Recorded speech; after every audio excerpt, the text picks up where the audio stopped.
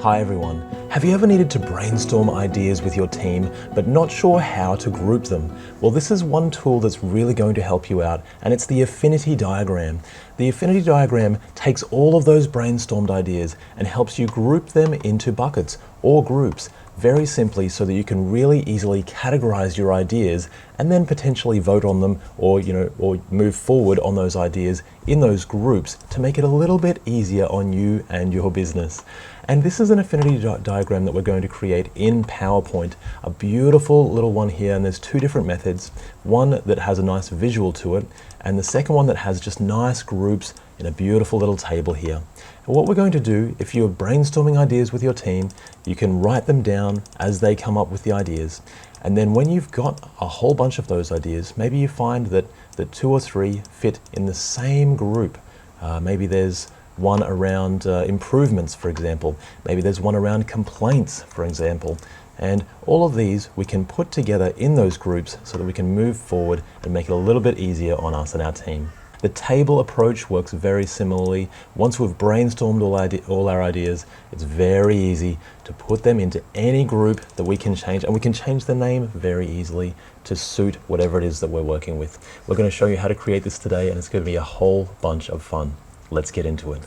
The first thing we're going to do is just create our heading row, and that way we've got something to work with and label our sheet, and we'll just speed this up ever so slightly as we're going along. Now the first thing we want to do after that is to create the space for us to brainstorm our ideas, and we really want to label them and just get them out of our brains at first and onto the page without having to worry about grouping them together at first.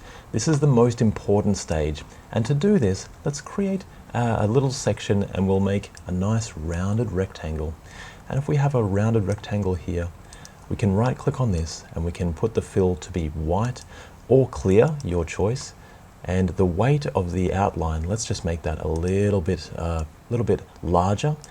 Now we can also change the roundedness, make it not too round, just so that it doesn't stand out. It looks more like a rectangle there. But again, you can choose any shape that you please.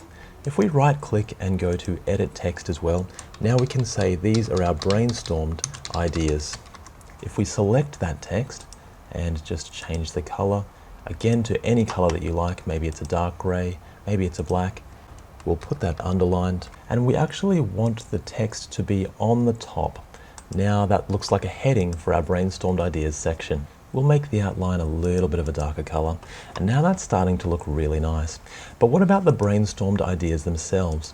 For that, we're going to use another rounded rectangle and just pretend that this is a card. So this could be a card sitting on a wall, and we'll just give that a white background as well, and a nice dark color, maybe a dark gray for the outline here, and increase the size of that outline as well.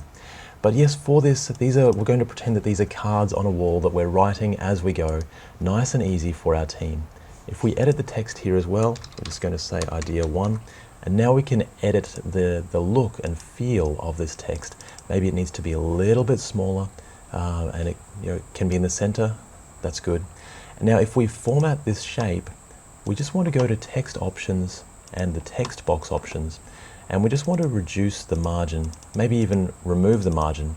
And the reason for that is now it's not going to overlap too much when we're writing all of our ideas. Now that we've done that, all we need to do is copy these across. So Control C and Control V to paste, and we can create as many of these as we like. And as we do, we'll just update those. You can leave a placeholder idea just as ideas 1, 2, 3, 4, or 5, or you can leave them blank. It's completely up to you. Now that we've got a space for all of the brainstormed ideas, it's time to put them into, or find a space to group them as well. And to do that for this particular chart, we're going to insert a few circles. Now there can be a few different circles, as many as you like really, as many groups as you need. And if we hold Shift and create that circle, it'll create a nice perfect circle for us. Now we can make the fill maybe a light color and maybe the outline a bit of a darker color of the same one. Give ourselves a nice larger border there. Now what we're going to do is just edit the text, and we're going to say this is our group 1, and again we can change that group name to any name, whatever the group is that you're trying to group them against. We also want the text to be up the top, and that way it functions as a heading for us. We'll just send this to the back, and now whenever we add our ideas and put them in groups, we can just align them to that group anytime that we want. If we Control C and Control V, so copy this across, and again, all we have to do now is just change the color to be any color that we want. Now there's one more little trick that we need to use when we're creating this particular method of affinity diagram, and that is because sometimes these ideas might actually overlap between each other. So this one might overlap, this one might overlap, but we still need to be able to see that very clearly. So if we right click and if we format these options, then what we're wanting to do with our fills, we just want the transparency to be maybe a little bit higher, maybe around 50%. And we might have to do it individually just because otherwise it changes them all to the same color as well. But if we change them to a nice 50% transparency, now we can also see behind them and see if they're grouped together in any way. Now, for example, we might have two ideas. One might be in between group 1 and group 2, as you can see here, and one might be in group 1, or maybe it overlaps between all of the groups, and it's something that we really need to look at. And that's how we create the first version of our affinity diagram. The second one is a lot of fun as well, but it just groups them into a beautiful little table. Let's check it out. Luckily for us, we've already set up the little space for us to brainstorm all of our ideas. Now we just need to insert a table. And we're going to insert 4 columns and then maybe just one more row. We don't really want a header row necessarily, and we don't want banded rows either.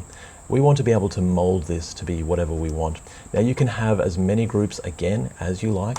So this will be our group 1, group 2, and so on. Let's put this in the center, and now we can start to mold this to be whatever we like. What we're going to do is just press enter all the way down so that this is a little bit larger. And if we select our whole table, go to our design, then we can select the borders, we can select inside borders, and now this is just going to look quite nice. We can make these a little bit larger if we want, so we might want to have the size a little bit larger, and we also might want to change the color of this one, so have maybe just a white background for this, and then the different colors for our different groups. Now if we send this to the back so that everything else will be in front of it, like our cards, now we've got our different ideas, and we can put those ideas in any of the groups that we like to show their affinity to each other. And that's the second method of our affinity diagram, and here's the first method of our affinity diagram, and this has just been a wonderful exercise. I've had a great time creating this affinity diagram with you, and I hope you've enjoyed yourself as well. I'll see you in the next video, and bye for now.